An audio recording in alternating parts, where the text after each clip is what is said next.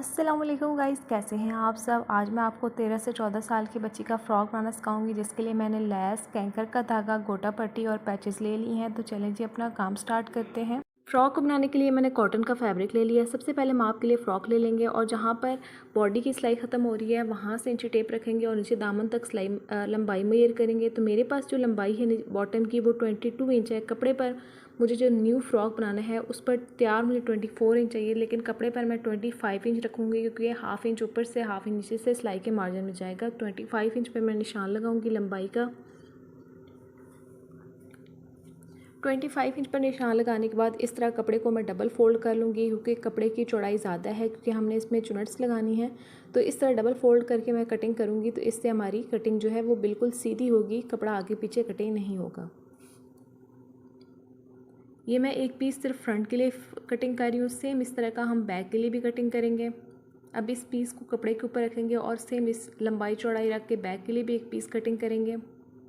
अगर आपके पास कपड़ा कम है तो आप कम कपड़ा लेकर भी चुनट्स डाल सकते हैं। मेरे पास कपड़ा ज़्यादा था तो इसलिए मैं ज़्यादा चुनट्स डाल रही हूँ फ्रॉक में।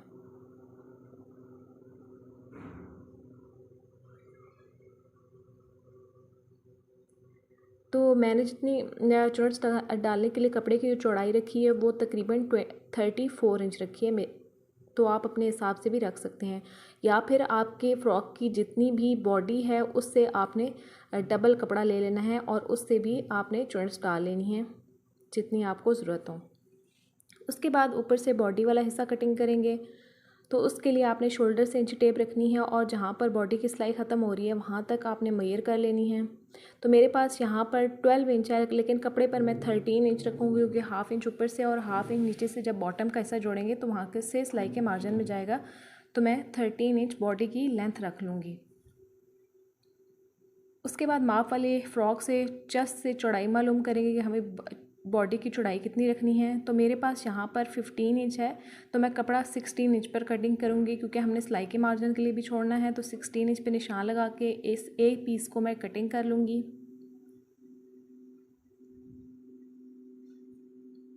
सेम इस तरह का दूसरा पीस भी कटिंग कर लेंगे बैक के लिए।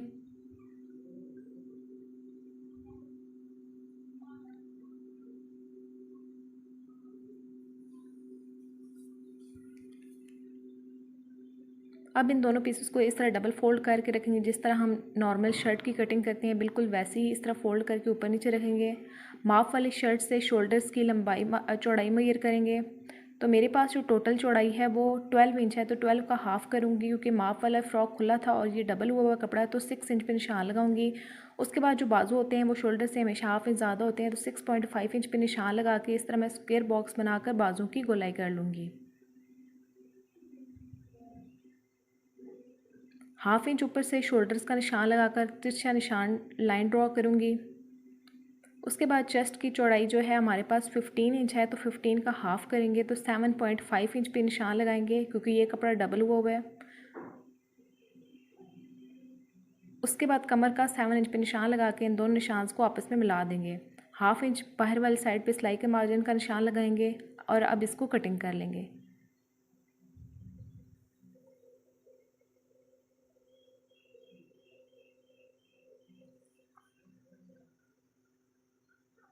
उसके बाद बाजू कटिंग करेंगे, तो लंबाई मालूम करेंगे माप वाली शर्ट से। तो मेरे पास जो लंबाई है वो 16 इंच है। कपड़े पर मैं 18 इंच रखूँगी, क्योंकि 1.5 इंच के मैं आगे से इलास्टिक के बाजू लगाऊंगी तो उसमें जाएगा और हाफ़ इंच ऊपर की सिलाई में जाएगा। तो इस कपड़े की चौड़ाई कम है और लेंथ ज़्यादा है, तो इस तरह मैं दो पीसेस कटिंग कर लूँगी 18 इंच के, और इन दोनों पीसेस को दरमियान से सिलाई लगा लूँगी। इससे हमारा एक बाजू बन जाएगा। सेम इस तरह के आपने दो पीसेस 18 इंच की लेंथ रख के कटिंग कर लेने हैं और दरमियान से सिलाई लगा लेनी है। तो ये मैंने दोनों बाजू को दरमियान से सिलाई लगा ली है पीसेस को जोड़ के। उसके बाद इस तरह डबल फोल्ड करेंगे और अब इनकी कटिंग करेंगे।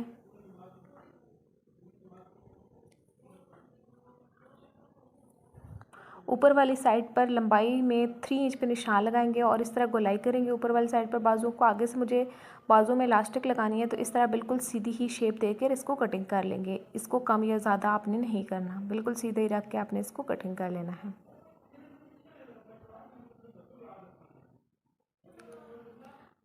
अब बाजुओं के ऊपर मुझे डिज़ाइनिंग करनी है, तो लंबाई में जो दरमियान में प्रेस की मदद से क्रीज़ बनी हुई है उसमें पर लंबाई में 6 इंच पर एक लाइन ड्रॉ करेंगे।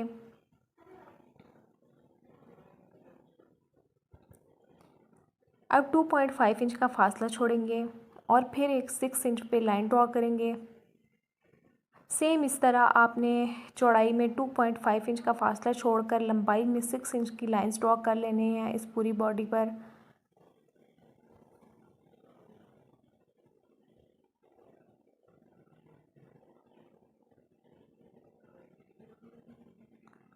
अब हम फ्रंट गले की कटिंग करेंगे, तो उसके लिए मैंने बुकरम का पीस ले लिया। इसको इस तरह डबल फोल्ड करेंगे। गले की जो लंबाई है वो मैं 5 इंच रखूँगी और जो चौड़ाई है वो 2.5 इंच से 2 लाइन्स ऊपर रखूँगी और निशान लगाकर इस तरह स्केल की मदद से स्क्वायर बॉक्स बना लूँगी। बाहर वाली साइड में भी तकरीबन 1/2 इंच से 2 लाइन्स ऊपर रख के लाइन्स ड्रॉ करूँगी और इस तरह गले को गोलाई देकर कटिंग कर लूँगी।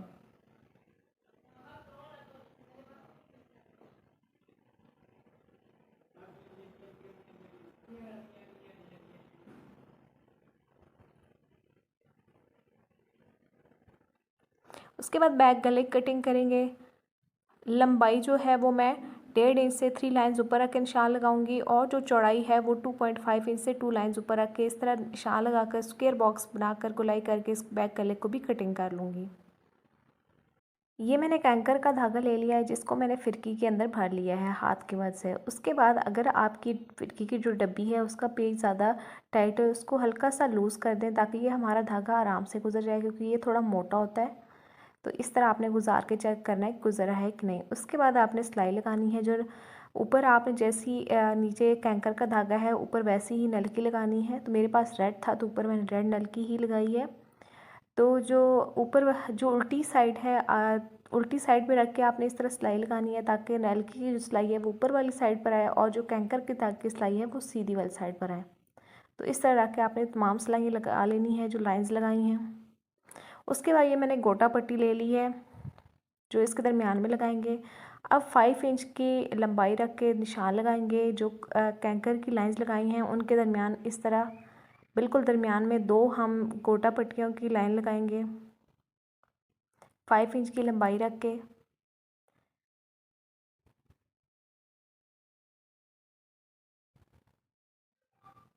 इस तरह आपने तमाम लगा लेनी है। उसके बाद आपने गोटा पट्टी रखनी है, बिल्कुल दरमियान में रखनी है जो हमारी लाइंस हैं कैंकर के धागे की, और इनको सिलाई लगा लेनी है ऊपर से। साथ दूसरा भी रख लेंगे। सेम इसी तरह आपने सारी इस तरह गोटा पट्टी लगा लेनी है 5 इंच की लेंथ रखकर।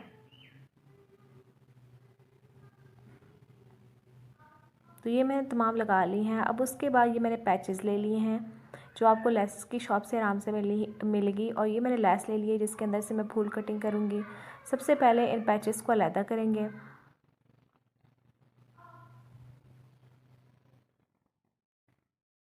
उसके बाद ये जो लेस है इसके अंदर से भी छोटे छोटे फूल को कट कर लेंगे। अगर आपके पास ये लेस नहीं है तो आप कोई सी भी लेस या पैचेस लेके छोटे छोटे लगा सकते हैं। इस तरह इन्हें कट करके गोटा पट्टी के ऊपर लगाएंगे।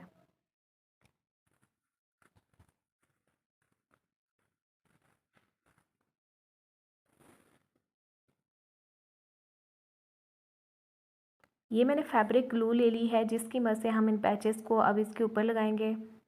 जो कैंकर के धागे की सिलाई है उसके ऊपर हम ये वाले पैचेस लगाएंगे।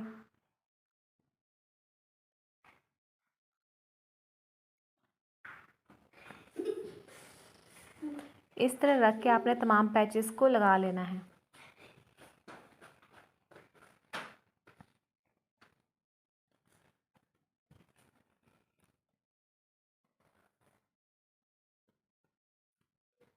और हल्का सा टैप करना है ताकि ये अच्छे से कपड़े के साथ चिपक जाएं।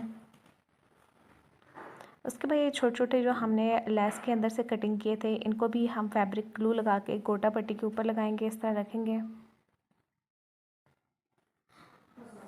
इसी तरह आपने सारे कटिंग करके लगा लेने हैं गोटा पट्टी के ऊपर।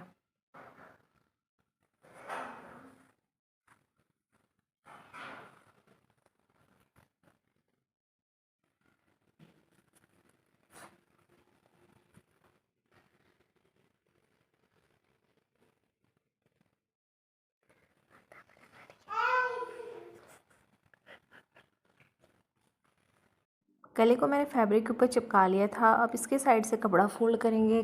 सिलाई जो है आपने किनारी पर लगानी है और सही सफाई से लगानी है, क्योंकि इस गले को हमने सीधी वाली साइड पर मोड़ना है तो इसमें नीटनेस आए।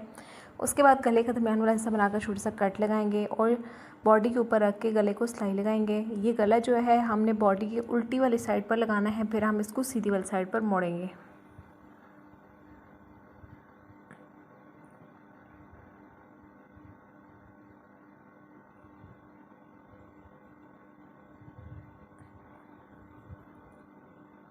गले के अंदर से एक्स्ट्रा कपड़ा को कटिंग करेंगे और दरमियान में छोटे छोटे हल्के तिरछे कट लगाएंगे सिलाई को बचाते हुए, ताकि जब हम इसको सीधी साइड पर मोड़ें तो इसमें नीटनेस आए।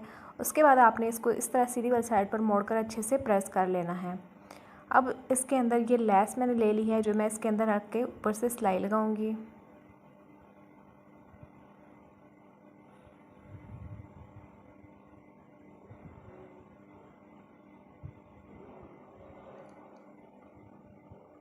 बैक गले के लिए ये मैंने रेप पट्टी कटिंग कर ली थी, तो बैक गले पर रख के इस पट्टी को लगाएंगे।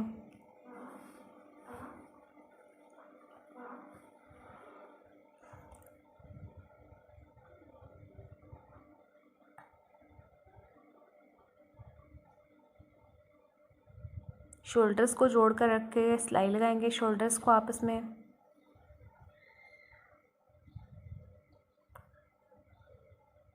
तो ऊपर से बॉडी का हिस्सा तैयार करने के बाद उसके बाद हम नीचे बॉटम वाला हिस्सा तैयार करेंगे। तो उसका आपने पीस कपड़ा ले लेना है और मशीन का टांका फुल बड़ा करके मशीन के एक पैर का फासला रख के आपने सिलाई लगानी, क्योंकि हमने इसमें चुनट्स डालनी है।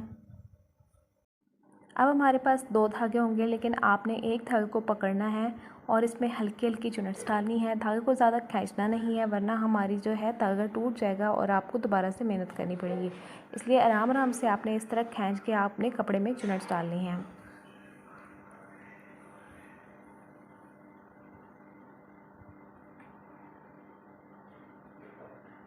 दूसरी साइड से भी एक धागे को पकड़ के जो कपड़े को बिल्कुल दरमियान में ले आना है चुनट्स डाल के। सेम इस तरह आपने बैक के पीस में भी चुनट्स डाल लेनी है।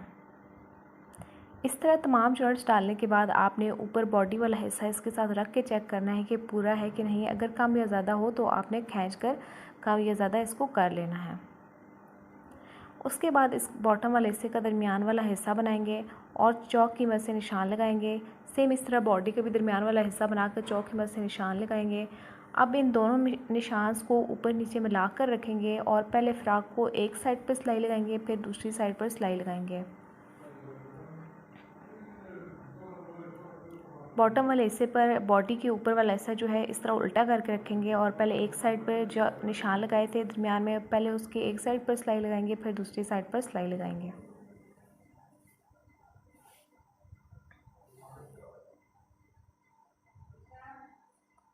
नीचे से दामन की फोल्डिंग करेंगे।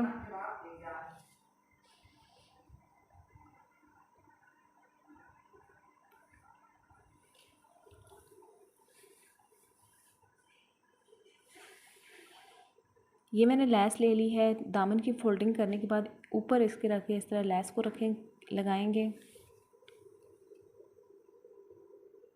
लेस हमारी बड़ी है, इसलिए आपने ऊपर वाली साइड की लेस की भी सिलाई लगा लेनी है। अब मुझे अपने बाजू में इलास्टिक लगानी है फ्रंट पे, तो उसके लिए मैं इलास्टिक कटिंग कर लूँगी। इस तरह कलाई की मदद से आपने इलास्टिक का माप कर लेना है। जितनी आपको लूज़ चाहिए आपने उस हिसाब से रख लेना है और हाफ इंच अब दोनों साइड की सिलाई का मार्जिन डाल के आपने इलास्टिक को कटिंग कर लेना है। अब इसी को इलास्टिक के ऊपर रखेंगे और दूसरी साइड के बाजू को भी कटिंग कर लेंगे सेम इसी तरह की इलास्टिक।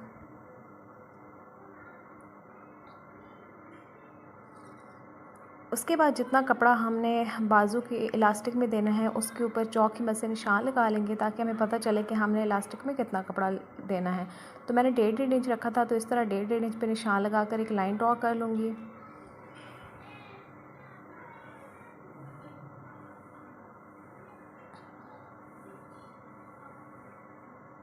अब इस तरह इलास्टिक को रखूँगी और ये यहाँ जहाँ पर लाइन लगाई है उसके बिल्कुल कोने पर हमारी इलास्टिक आनी चाहिए और इस तरह रखेंगे और कपड़े के ऊपर फोल्ड करेंगे। सबसे पहले इलास्टिक की किनारे की अच्छे से सिलाई लगा लेंगे ताकि हमारी इलास्टिक निकल ना जाए कपड़े से।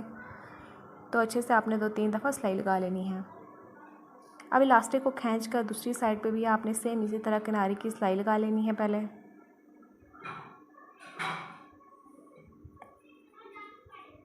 अब उसके बाद ऊपर इलास्टिक के ऊपर कपड़े को फोल्ड करके ऊपर से सिलाई लगानी है आपने।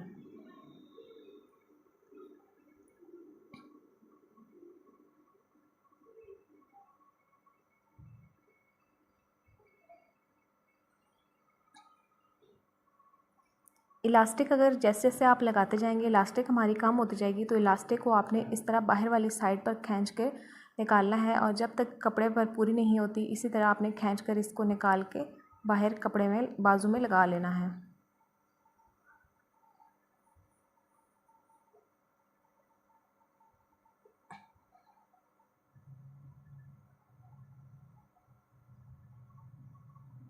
अब हम इसको तमाम चुनट्स को बिल्कुल बराबर कर लेंगे, कहीं कम या ज़्यादा ना हो जाए। हाथ की मदद से खींच के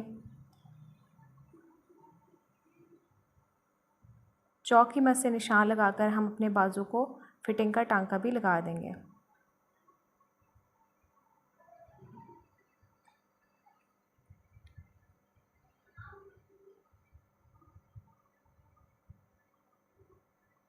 तो जी गाइस, हमारा फ्रॉक बनकर तैयार हो चुका है। उम्मीद करती हूँ मेरी आज की वीडियो आपको बहुत पसंद आई होगी। वीडियो पसंद आए तो वीडियो को लाइक कर दीजिएगा, चैनल को सब्सक्राइब कर दीजिएगा। फिर वक्त के लिए अल्लाह हाफिज़।